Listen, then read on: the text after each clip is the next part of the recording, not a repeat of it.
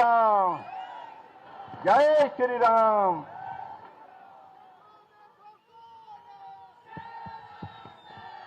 भारत माता की, भारत माता की, भारत माता की। नमः पार्वती पतिये हर हर। बिजली महादेव और हिंडम्बा माता के इस पावन धरा को कोटि कोटि नमन करते हुए आप सभी मंडी संसदीय क्षेत्र से जुड़े हुए कुल्लू वासियों का मैं हृदय से स्वागत करता हूं, अभिनंदन करता हूं। मंच पर उपस्थित हिमाचल प्रदेश के पूर्व मुख्यमंत्री सम्मान्य श्री जयराम ठाकुर जी, प्रदेश अध्यक्ष डॉक्टर राजीव बिंदल जी, मंडी संसदीय क्षेत्र से भारतीय जनता पार्टी की लोकप्रिय प्रत्याशी, भारतीय फिल्म जगत की बेहतरीन कलाकार सुश्री कंगना रनौत जी, पूर्व मंत्री और प्रदेश उपाध्यक्ष श्री गोविंद ठाकुर जी, माननीय विधायक श्री सुरेंद्र सौरी जी, पूर्व सांसद जिनके साथ मुझे भी संसद में कई बार रहने का अवसर प्राप्त हुआ, ऐसे श्री राजा महेश्वर सिंह जी, पूर्व प्रत्याशी कुल्लू श्री नरोत्तम ठाकुर जी, जिलाध्यक्ष कुल्लू श्री अरविंद चंदेल जी, महिला आयोग की पूर्व अध्यक्ष श्रीमती धनेश्वरी ठाकुर जी, पूज्य संत महामंडलेश्वर स्वामी राम शरण जी महाराज, मंच पर उपस्थित भारतीय जनता पार्टी के हमारे सभी पदाधिकारीगण और भारी संख्या में कुल्लू में उपस्थित मेरे सभी उपस्थित बहनों और भाइयों, देवभूमि और वीरभूमि दोनों को कोटि कोटि नमन करते हुए मैं आपका अभिनंदन करता हूं। बहनों और भाइयों, आप कितने सौभाग्यशाली हैं कि चुनाव के दौरान कितना सुहावना मौसम है। पिछले 3 महीने से हम लोग मैदान में गर्मी से झुलस रहे हैं। कल दिल्ली का टेम्परेचर 52 डिग्री था।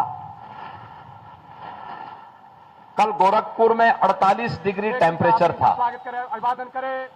और जब यहां पर मैं आया तो मुझे बड़ी राहत महसूस हुई। मुझे एहसास हुआ कि वास्तव में देवभूमि, जब यहां पर मैं आया, हमारा हिमाचल प्रदेश क्यों कही जाती है। राहत महसूस हुई, मुझे एहसास हुआ कि यद्यपि मेरा जन्म भी पहाड़ों में ही हुआ है, कही जाती है, लेकिन यद्यपि मेरा ये तो प्रकृति और परमात्मा का एक संजोग होता है, लेकिन कि हम लोग ये तो चलते चलते फिर कहीं और निकलते हुए आज मुझे उत्तर प्रदेश में सेवा का अवसर प्राप्त हुआ है। कहीं और निकलते हुए जब मुझे बताया गया कि मुझे हिमाचल प्रदेश में प्रचार के लिए जाना है, जब मुझे बताया गया, मैंने कहा कंगना जी के लिए तो जरूर जाऊंगा और इसलिए जाऊंगा कि हिमाचल की इस लड़की ने, देखिए, उसमें मीराबाई की भक्ति है, उसमें महारानी पद्मिनी का तेज है और विरोधियों से जूझने के लिए महारानी लक्ष्मीबाई का शौर्य और वीरांगना का भाव भी है।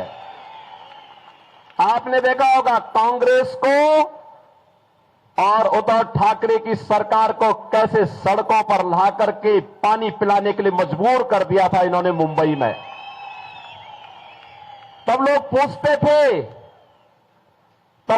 थे कि कंगना रनौत कौन है। तब यहां से जयराम ठाकुर जी का बयान आया था, कहा कि हमारी यहां की बेटी है और अगर कोई कुछ बाल बांका भी करेगा, यहां की दूर भूमि खड़ी हो जाएगी। और बहनों और भाइयों, आज मुझे आपके बीच में यहां पर उनके प्रचार के लिए आने का अवसर प्राप्त हुआ है। आज हम हिमाचल प्रदेश में मंडी में देखें, हमीरपुर में देखें, शिमला में देखें, पालमपुर में देखें, या देश के अंदर कश्मीर से लेकर कन्याकुमारी तक, कामरूप से लेकर के कच्छ तक, पूरे हिंदुस्तान को जो हम देखते हैं, एक ही नारा गूंज रहा है, एक स्वर पूरे हिंदुस्तान का है, और वह है कि फिर एक बार, फिर एक बार, फिर एक बार, और अब की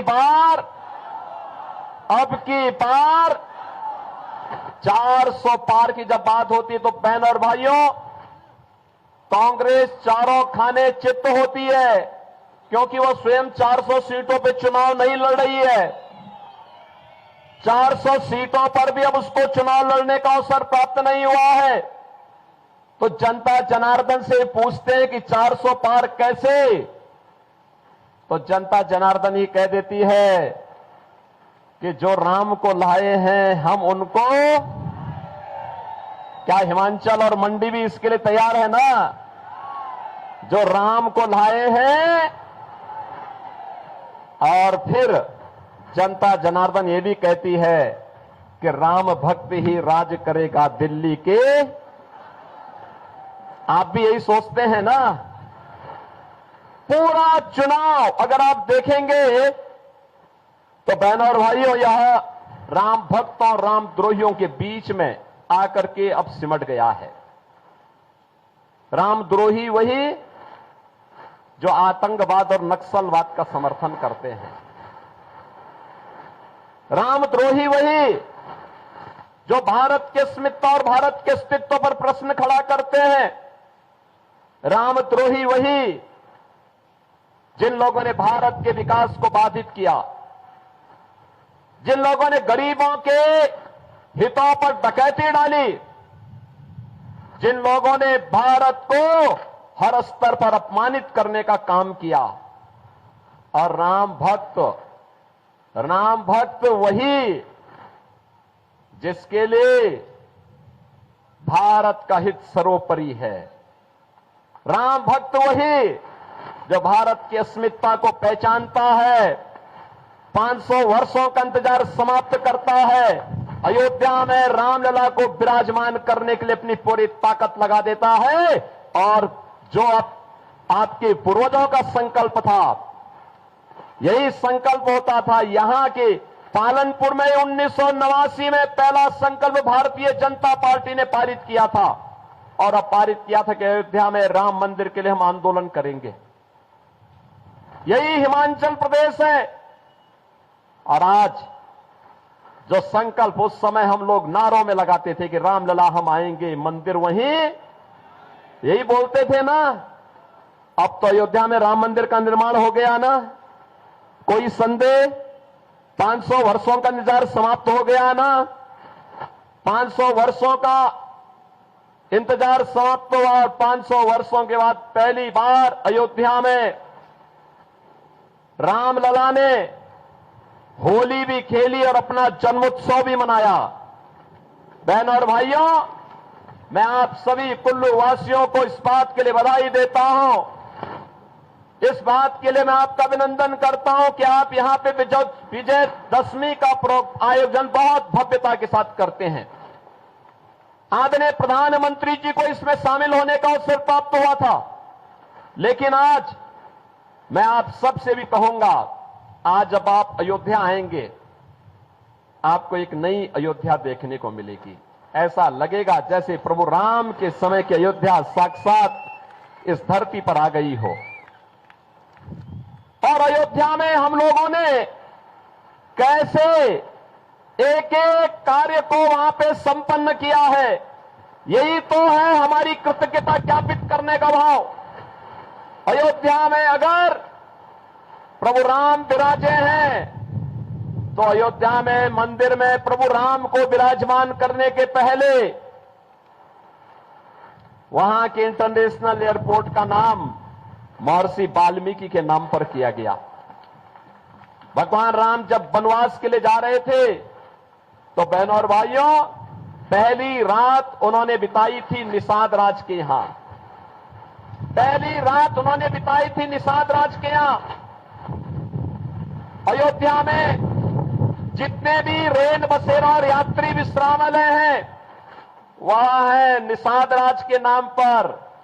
और जब माता सीता को ढूंढने के लिए प्रभु राम वहां वनों में भटक रहे थे तो प्रभु राम के उस समय के सहभाग से उन समय भगवान राम को बेर खिलाने का काम किसी ने